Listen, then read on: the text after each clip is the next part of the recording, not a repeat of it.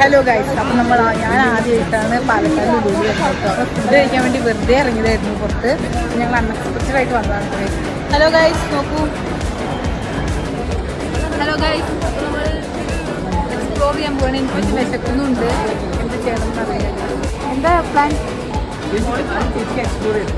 പക്ഷേ എനിക്ക് വിശക്കുന്നുണ്ട്. അതല്ലേ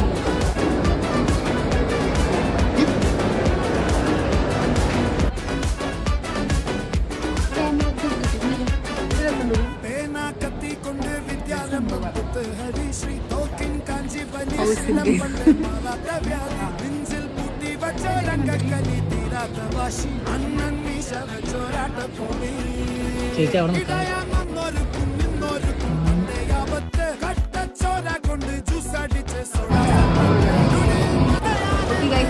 മോൾ എക്സ്പയർ ഇവിടെ കഴിഞ്ഞിട്ട് ഫുഡ് കഴിക്കാൻ പോകുന്നത്.